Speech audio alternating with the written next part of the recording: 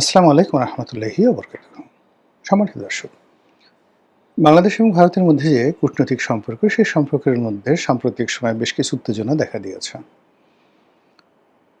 কারণগুলো হলো এই: ১ নম্বর কারণ, শেখ হাসিনা সাম্প্রতিক সময়ে দিল্লির যে আন্তর্জাতিক একটা প্রেস ক্লাব আছে, যেখানে বিদেশি সাংবাদিকরা তাদের যে press club, international foreign correspondence club.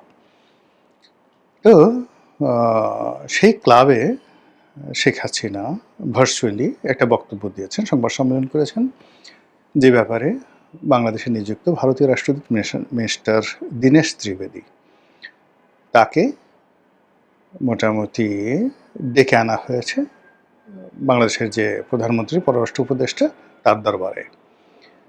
এবং সেখানে তাকে বেশ একটা অন্যরকম, এটা না দেখলে বোঝা যাবে না বাংলাদেশ যে এখন কোথায় চলে গেছে।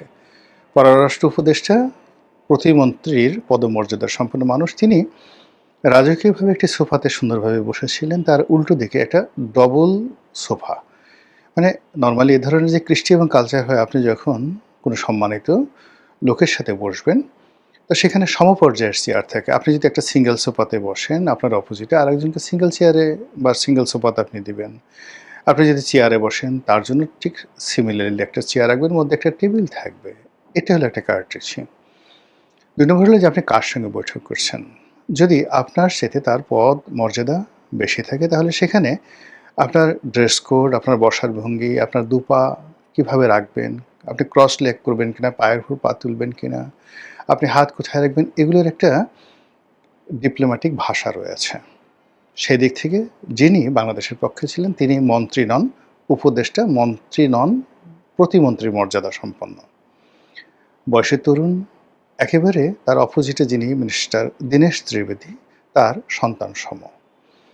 অন্যদিকে মিস্টার দীনেশ ত্রিবেদী, তিনি বিজেপির শীর্ষ নেতা, অত্যন্ত ঝানু পলিটিশিয়ান, বহুবার সংসদ সদস্য হয়েছেন, মন্ত্রী হয়েছেন, আর এখন ডিপ্লোম্যাট রূপে তাকে এখানে নিয়োগ দেওয়া হয়েছে পূর্ণ মন্ত্রীর মর্যাদায়। অমিত শাহ, জয়শঙ্কর এবং এই যে বাংলাদেশে যিনি নিযুক্ত ভারতীয় রাষ্ট্রদূত, তাদের প্রোটোকল সেম ক্যাটাগরির।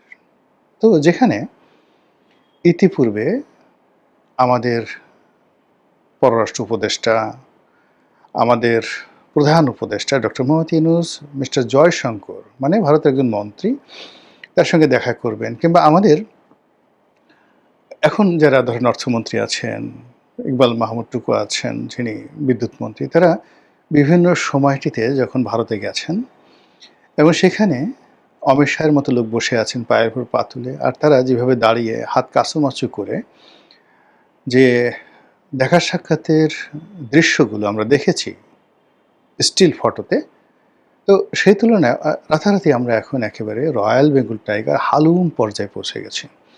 তো যেটা বলছিলাম, দীনেশ ত্রিবেদীকে ডেকে আনা হয়েছে বা তিনি এসেছেন। তারপরে সরকারের যিনি পররাষ্ট্র উপদেষ্টা, তিনি বসেছেন একটা সোফাতে, তার উল্টো দিকে একটা ডবল সোফাতে। হ্যাঁ, সেই ডবল সোফাতে একজন ভিজিটর হিসেবে দীনেশ ত্রিবেদীকে বসিয়ে রাখা হয়েছে এবং দীনেশ ত্রিবেদী ২ হাত জোড় করে এমনভাবে কথা বলছিলেন যেন তিনি কোনো রাজা বা মহারাজার সামনে নিজেকে অবনত করেছেন। তো সেই বৈঠকে সরকারের পক্ষ থেকে, বাংলাদেশের পক্ষ থেকে মোটামুটি নির্দেশনা দেওয়া হলো, অনুরোধ নয়, নির্দেশনা, যে কোনো অবস্থাতেই শেখ হাসিনা যেন ওখানে বক্তব্য দিতে না পারে এবং এটি কোনো অবস্থাতে মেনে নেওয়া হবে না। কিন্তু বাস্তব হলো যে শেখ হাসিনা সেখানে বক্তব্য দিলেন। বক্তব্য দেওয়ার পরে বাংলাদেশের পক্ষ থেকে অত্যন্ত জটিল, কুটিল এবং অত্যন্ত কড়া ভাষায় ইংরেজিতে ফাটিয়ে ফেলা হলো অসাধারণ একটা চিঠি, যে চিঠি মানে বাংলাদেশে যেভাবে লিখেছে, এটি ডোনাল্ড ট্রাম্পও ভারতকে এ ভাষায় চিঠি লিখতে সাহস পেতেন না। চীনের প্রেসিডেন্ট তো প্রশ্নই আসে না। তো এইভাবে চিঠি লেখা হয়েছে এবং চিঠিকে আরও শানিত করার জন্য, আরও ক্ষুরধার করার জন্য, আরও উত্তেজনা ছড়ানোর জন্য মোটামুটি ৯ বার, 9 টাইমস এই চিঠির ভাষা পরিবর্তন করা হয়েছে বলে বিভিন্ন ইন্টারনেটের যে প্ল্যাটফর্ম রয়েছে সেখানে খবর আসছে। এবং বারবার ওই যে পররাষ্ট্র মন্ত্রণালয়ের যে চিঠিটি, সেটা নাকি একবার দেওয়া হয়েছে ইন্টারনেটে, তাদের যে পেজগুলো আছে সেই পেজে, তারপরে আবার পরিবর্তন হয়েছে, এভাবে পরিবর্তন হয়েছে, এভাবে ৯ বার পরিবর্তন করা হয়েছে। বুঝেন যে সরকারের রাগ কতবার। আমরা যখন একজনকে বলি যে তোকে একটা থাপ্পড় মারবো, এটা হলো প্রথম রাগ। পরে হলো না, শুধু থাপ্পড় হবে না। বলা হলো যে, তোকে একটা চটকানি মারবো, একদম কান পট্টি ফাটিয়ে ফেলবো। বরিশালের আঞ্চলিক ভাষায়। কানসা ফাটিয়ে ফেলবো। ২, ৩ নম্বর হলো যে না, কানসা ফাটানো হবে না। তোকে এমন একটা চটকানি মারবো, তুই চিত হয়ে পড়বি। তারপরে তোর পিঠের উপর একটা কেনু দেবো। একদম রওয়া পড়া কেনু। বরিশালের ভাষায় রওয়া পড়া কেনু। সেটা মারবো। তারপর আপনার রাগ কমলো না। এরপর আপনি একের পর এক ভাষা শক্ত করতে থাকলেন। তো সেক্ষেত্রে আসলে ৯ বার পরিবর্তন করে কী ধরনের শব্দ সেখানে ব্যবহার করা হয়েছে, কেন করা হয়েছে, সেই জিনিসগুলো হয়তো যারা এক্সপার্ট ডিপ্লোম্যাট তারা বলতে পারবেন। কিন্তু আমার কাছে মনে হয়েছে যে বারবার শুধু বাংলাদেশের যে ক্রোধ, তার যে বিরক্তি, সেই বিরক্তিগুলো ভারতের কাছে প্রকাশ করা হয়েছে এবং ভারত সেটা পেয়েছে। পাওয়ার পরে ভারত যেটি বলেছে ভারতের পক্ষ থেকে সেটি হলো একদম প্রথম বাংলা ভাষায় যদি অনুবাদ করি যে শেখ হাসিনা যে সেখানে বক্তব্য দিয়েছেন এ ব্যাপারে ভারত সরকারের আসলে কিছুই করার ছিল না। ভারতে তিনি যে অবস্থানে আছেন, যে মর্যাদায় আছেন, তার মুখ বন্ধ করা বা তাকে নিষেধ করা এটা আমাদের প্রোটোকলের মধ্যে পড়ে না। ২ নম্বরের যে স্থানটিতে তিনি ভাষণ দিয়েছেন সেটি একটি স্বাধীন সার্বভৌম একটা প্রেস ক্লাব। তো সেখানে কোনো বাধ্যবাধকতা তৈরি করা, সেখানে কোনো নিষেধাজ্ঞা দেওয়া, এটি ভারতের যে বর্তমান সরকার সেই সরকারের বিধি বহির্ভূত, ক্ষমতা বহির্ভূত এবং এটি ভারত কখনো করে না। এ গেল এক। দ্বিতীয় তিনি বলেছেন, ভারতের যিনি মুখপাত্র তিনি বলেছেন যে এখানে যেটা হয়েছে সেটা হলো শেখ হাসিনা যে বক্তব্যগুলো দিয়েছেন সেটা ভারত আসলে সমর্থন করে না। বেশ ভালো কথা। কিন্তু এতে করে কিন্তু ভারতের উপর বাংলাদেশের রাগ কমেনি। এই মুহূর্তে সরকারকে যারা প্রমোট করছে, যারা পত্রপত্রিকা তারা বারবার বলার চেষ্টা করছেন যে এই যে ভারত যে কাজটি করছে খুবই জঘন্য কাজ করেছে, খুবই মন্দ কাজ করছে। তারা শেখ হাসিনাকে ট্রাম্প কার্ড হিসেবে ব্যবহার করছে, বাংলাদেশের উপর একটা চাপ দেওয়ার চেষ্টা করছে এবং এভাবে যদি করতে থাকে কোনো অবস্থাতে বাংলাদেশের সঙ্গে ভারতের বন্ধুত্ব হবে না। স্বরাষ্ট্রমন্ত্রী তো ডাইরেক্ট বলে দিয়েছেন যে একদিকে শেখ হাসিনাকে ট্রাম্প হিসেবে ব্যবহার করবেন আর অন্যদিকে বাংলাদেশের সাথে বন্ধুত্ব করার চেষ্টা করবেন, এটা হবে না। ফলে এই বিষয়গুলো নিয়ে যখন বাক চলছে, বিতণ্ডা চলছে, তর্ক চলছে, বিতর্ক চলছে, এটার ভবিষ্যৎ কী হবে উই ডোন্ট নো, আমরা জানি না। কিন্তু আমাদের তো একটা আত্মতৃপ্তি পেতে হবে, মনে মনে একটা শান্তি পেতে হবে যে আসলে আমরা কিছু করতে পারি, উই ক্যান ডু সামথিং। তো সেক্ষেত্রে সরকারের যারা প্রমোটার রয়েছেন তারা ভাষা, পদ্য, গদ্য, ইংরেজি, বাংলা মিলিয়ে সরকারকে যেটি বলার চেষ্টা করছেন সেটি হলো যে, যে চিঠি বাংলাদেশ থেকে গেছে এই চিঠি রীতিমতো দিল্লিতে কাঁপন তৈরি করে ফেলেছে। দিল্লিতে এখন যে কী অবস্থা, তারা এখন পারে তো শেখ হাসিনাকে সেখান থেকে বের করে দেয় এবং তারা দেবে। শেখ হাসিনাকে বলবে তুমি চলে যাও, তুমি তোমার নিজ দেশে চলে যাও বা অন্য কোনো দেশে চলে যাও, তুমি দিল্লিতে বসে যে কাজগুলো করছো, বাংলাদেশে এখন যারা ক্ষমতায় আছেন আমরা তাদের সঙ্গে বিরোধ করব না, তারা আমাদের বন্ধু মানুষ। আর আমরা কি তাদের সঙ্গে বিরোধ করে পারবো? কখনোই পারবো না। এর আগে যখন তারা ক্ষমতায় ছিলেন ২০০১ থেকে ২০০৬ পর্যন্ত তাদের সঙ্গে আমাদের একটু সম্পর্কে টানাপোড়েনের কারণে আমাদের কী সর্বনাশ ঘটেছিল এটা আমাদের মনে নেই। মারাত্মক সর্বনাশ ঘটেছিল। এর আগে গত ২ বছর যাবৎ ডক্টর মোহাম্মদ ইউনূস আমাদেরকে যেভাবে ভয় দেখিয়েছেন, আমাদের প্রাণে পানি নেই। এই আমাদের সেভেন সিস্টার দখল করে নিয়ে যাবে, এই দিল্লি দখল করবে, এই কলকাতা দখল করবে।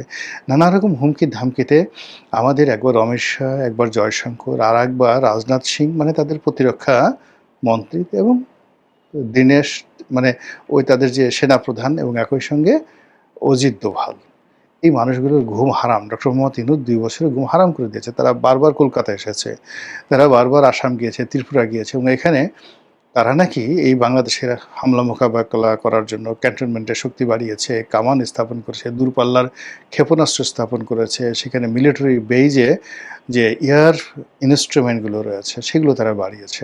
এতে করে তাদের হাজার হাজার কোটি ভারতীয় রুপি খরচ গেছে। তো কাজেই ভারতের যে এখন অর্থনৈতিক দুরবস্থা, নুন আনতে পান্তা ফুরায়, তারা যেটা বদনা কিনবে সে বদনাও তাদের নেই। ফলে দেখেন তাদের ওই অনেক ছবি দেখা যাচ্ছে রেল লাইনের পাশে সেই অনেকে মলত্যাগ করছে। তাদের সেই বিএসএফ তারা কাপড় উঁচিয়ে পাশে বন্দুক রেখে নদী নালাতে তারা প্রাকৃতিক কর্ম সারছে। সেই ছবি আমরা দেখতে আসছি যে এই লোকগুলো করেটা কি? এদের তো পাশে একটা বদনা যদি থাকতো, তাহলে তো আমরা একটু তৃপ্তি পেতাম যে এটলিস্ট। ভারতের ইকোনমি এখন এমন অবস্থা হয়ে গেছে যে একটা বদনা কেনার মতো অবস্থা তাদের নেই, একটা টয়লেট বানানোর মতো অবস্থা তাদের নেই। তো সেখানে বাংলাদেশের মতো একটা রাষ্ট্রের সঙ্গে তারা এই মুহূর্তে যুদ্ধ করবে, প্রশ্নই আসে না। এবং তাও আবার শেখ হাসিনার জন্য, যিনি প্রায় ৮০-৮২ বছর তার বয়স হয়ে গেছে, ক্ষমতাচ্যুত হয়ে গেছেন, তার লোকজন সব দেশের বাইরে পালিয়ে আছে। তো এখানে শেখ হাসিনা বিরোধী যারা লোকজন তারা মনে করে শেখ হাসিনা একটি পচা জিনিস, রদ্দি মাল। কাজে তাকে নিয়ে ভারত কোনো অবস্থাতেই মাথা ঘামাবে না এবং ভারত শেখ হাসিনাকে যে কোনো মূল্যে ভারত ছাড়া করে সরকারের সঙ্গে বন্ধুত্ব করবে। এই ধরনের একটা কনফিডেন্স যে কোনো কারণে হোক সরকারের যারা লোকজন আছে তাদের মধ্যে জাগিয়ে তোলা হচ্ছে তৃতীয়, চতুর্থ, পঞ্চম পক্ষের মাধ্যমে। তো সেই কারণে কি হলো, আমরা এই বাংলাদেশে বসে আমরা দিল্লির খবর তো জানি না। দিল্লিতে আসলে কি হচ্ছে, কলকাতাতে কি হচ্ছে, ওখানে যারা দিল্লির কর্তা ব্যক্তি আছেন তারা আসলেই কি করতে পারেন, বাংলাদেশ নিয়ে কী চিন্তা ভাবনা করছেন আমরা কিচ্ছু জানি না। কিন্তু আমরা বাংলাদেশে বসে যা টের পাচ্ছি তা হলো সরকার এই মুহূর্তে অত্যন্ত শক্তিশালী। ইতিমধ্যে সরকার সৌদি আরবের সঙ্গে একটা জোট করেছে, সামরিক জোট করেছে। ১৩ দেশীয় একটা জোট করেছে। সেই জোটের মূল প্রতিপাদ্য হলো যে তারা একে অপরের বিপদে এগিয়ে আসবে। কাজে বাংলাদেশে যদি এখন কোনো রকম সমস্যা হয় ভারতের সঙ্গে, এখানে পাকিস্তান আসবে, সৌদি আরব আসবে, তুরস্ক আসবে, তাদের অঢেল অর্থ আসবে। ফলে ভারতকে আমাদের তো ভয় পাওয়ার দরকার নেই। ২ নম্বর হলো যে আমরা এই মুহূর্তে চীনকে যেভাবে পেয়েছি, চীনের সঙ্গে যেভাবে অর্থনীতি আমাদের এগিয়ে চলছে, চীনের প্রেসিডেন্ট যেভাবে বাংলাদেশের প্রধানমন্ত্রীকে সম্মান দেখিয়েছেন, এর আগে মালয়েশিয়ার প্রধানমন্ত্রী যেভাবে আমার বন্ধু মহাজাদু জানে বলে তারেক রহমান সাহেবকে উষ্ণ অভ্যর্থনা জানিয়েছেন, সেখানে কী সব নরেন্দ্র মোদী, অমিত শাহ এগুলো গণনা করার কি সময় আছে? এইভাবে একটা জিকির তোলা হচ্ছে। আর সেই জিকির তোলার কারণে কি হচ্ছে, সরকারের যারা লোকজন তারা মনে করছে না we are right. Narendra Modi প্রথমে তারেক রহমান সাহেব ক্ষমতা আসার পর তাকে দাওয়াত দিয়েছিলেন, সেই দাওয়াতের ভবিষ্যৎ আমরা জানি না। এরপর আবার সামনে যে একটা সম্মেলন হচ্ছে ব্রিক্স, সেই ব্রিক্সের সম্মেলনে তারেক রহমান সাহেবকে দাওয়াত দেওয়া হয়েছে অংশগ্রহণ করার জন্য। আজকের দিনের খবর হলো সম্ভবত সরকার সমর্থিত যে সকল পত্রিকা রয়েছে তারা বলছে যে সম্ভবত তারেক রহমান সাহেব এই ব্রিক্স সম্মেলনে যাচ্ছেন না। কেন যাচ্ছেন না? এর কারণ হলো তিনি যখন এই সম্মেলনে যাবেন তখন তাকে সম্মেলনের একজন অংশগ্রহণকারী হিসেবে আলাদা প্রোটোকল দেওয়া হবে না। কিন্তু যখন দ্বিপাক্ষিক কোনো বৈঠকে সেখানে যাবেন তখন যে সম্মান তিনি পেয়েছেন আপনার বেইজিংয়ে, যে সম্মান পেয়েছেন কুয়ালালামপুরে, একই সম্মান তিনি দিল্লিতে পাবেন। কিন্তু তিনি যেমন চীনের সফরে গেছেন, সফরে মালয়েশিয়া থেকে গিয়ে চীনের বেইজিংয়ে ঢোকার আগে তিনি ডালিয়ান প্রদেশে একটা কনফারেন্সে তিনি সেই ইকোনমিক কনফারেন্সে অংশগ্রহণ করেছিলেন এবং সেখানে তাকে সাদামাটা অন্য অতিথিদেরকে যেভাবে একজন প্রাদেশিক কর্মকর্তা তাকে অভ্যর্থনা জানিয়েছেন, রেল স্টেশনে তাকে রেল ভ্রমণ করিয়েছেন, ঠিক ওইভাবে হয়তো ভারতেও তাকে দেখা গেল যে বাংলাদেশ দূতাবাসে কোনো কর্মকর্তা গেল বা ওই যে ব্রিক্সের যারা আয়োজক তাদের পক্ষ থেকে কেউ থাকলো, একটা সাদামাটা। এটা তো বাংলাদেশের প্রধানমন্ত্রীর জন্য অবমাননাকর। তার গার্ড অফ অনার লাগবে, লাল গালিচা লাগবে। স্বয়ং নরেন্দ্র মোদী এয়ারপোর্টে তাকে আসতে হবে, নরেন্দ্র মোদী রিসিভ করার জন্য। সঙ্গে তার পারিষদবর্গ থাকবে, কামান দাগানো হবে। তারপরে নরেন্দ্র মোদীর বাসভবনে তাকে আবার দ্বিতীয় দফা গার্ড অফ অনার দেওয়া হবে। দিল্লি যেটা দিল্লি গেট যেটা রয়েছে সেখানে তাকে আবার সেই সানাই নহবত বাজিয়ে তাকে অভ্যর্থনা জানানো হবে, অথবা লালকেল্লাতে সবচেয়ে বড় যখন কোনো সেলিব্রেশন হয় সেটা লালকেল্লাতে তারা করে ভারত। তো সেই লালকেল্লাতে, রেড ফোর্টে এরকম অনুষ্ঠান হবে, কিন্তু ব্রিক্সে গেলে তো এই জিনিসগুলো হবে না। এই জন্য যারা সরকারের খুবই অ্যাডমায়ারার, প্রশংসাকারী, তারা এই যে ব্রিক্স সম্মেলনে তারেক রহমান সাহেবের যে ভারত গমন এটাকে সমর্থন করছেন না। তো এই অবস্থাতে আসলে সব কিছু চলছে, এই অবস্থাতে সব কিছু চলছে এবং এই সব কিছুর মধ্যে আমরা বাংলাদেশে বসে টের পাচ্ছি যে আমরা যথেষ্ট শক্তিশালী হয়ে পড়েছি, আমাদের অনেক উষ্ণতা রয়েছে, উত্তেজনা রয়েছে এবং আমরা ভারতকে যে কোনো কথা বলতে পারি। আমাদের রাজপথে যারা নেতৃবৃন্দ রয়েছেন ভারতকে গালি দিতে পারেন অবাধে, ভারতকে সকাল বিকাল জয় বাংলা করতে পারেন।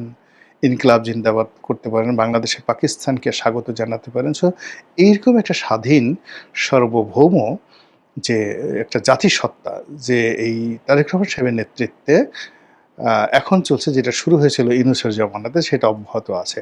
তো এভাবে যদি চলতে থাকে তাহলে ভারতের তো আসলে ভয় পাওয়া ছাড়া কোনো উপায় থাকবে না। তো দেখা যাক আগামী রাজনীতিতে আমরা কতটুকু এগোতে পারি, আর ভারত আমাদের সঙ্গে কতটা কমপ্লাই করে, সেটাই দেখার বিষয়। মহান আল্লাহ আমাদের সবাইকে হেদায়েত দান করুন এবং হেফাজত করুন। আসসালামু আলাইকুম ওয়া রাহমাতুল্লাহি ওয়া বারাকাতুহু।